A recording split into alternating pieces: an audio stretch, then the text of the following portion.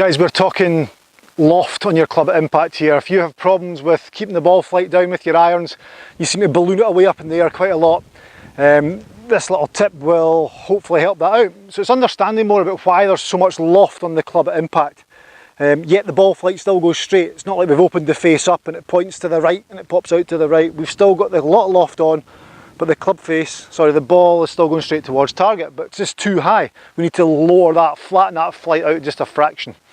What happens is I see a lot of people when they take their address position, they get the club up to parallel to the ground and the toe of the club is rotated around the axis of the shaft and it's gone behind the shaft, if you like. So there's far too much loft on the club there, and that's asking you to come back down with the face open and a lot of loft on it. They cannot get the rotation back in, so when they get in this position here, they can't get enough rotation as they come through impact to get the hands to turn over. So something must happen in order to get the club face square to get the ball to go straight. So what actually happens is they're in this position, can't get enough rotation, so what has to happen is the hands go backwards and the club face is now square to target. So when the hands go backwards there and I come down, you can see that's probably quite a familiar position you see there.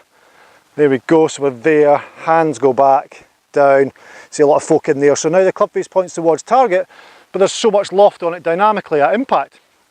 So how do we solve that?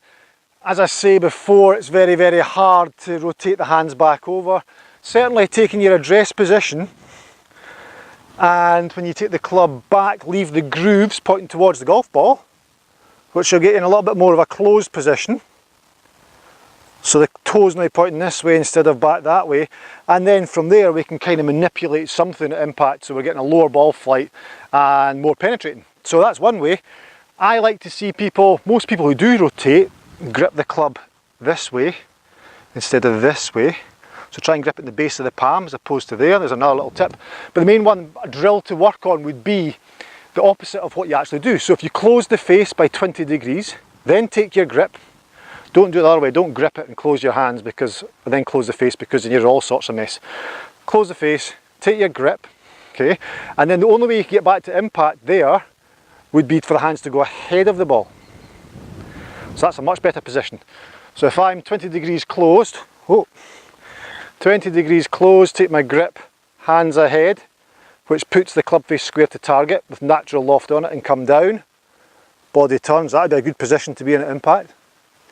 So that's what to do, that's the drill to do. So gripping the ball, gripping the club in the base of the palm as opposed to the lifeline. Great. Let's close the face just a fraction, then take your grip. So I'm standing here now with the club really closed, it looks really close to me. I'm going to take my normal swing and then I'm going to get my hands ahead, which is going to square the face up.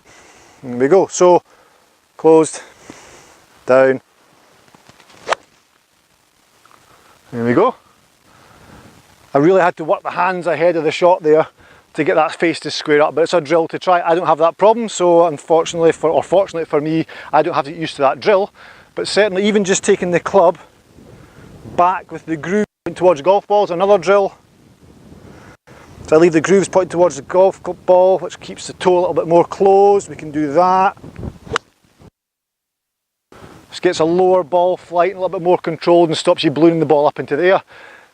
Guys, if you like what you've seen here, please like the video, share my YouTube channel, free subscription, Steve Johnson PGA. Also, I'm on Twitter at SJohnsonPGA, and you can catch me on Facebook at Peebles Pro Shop.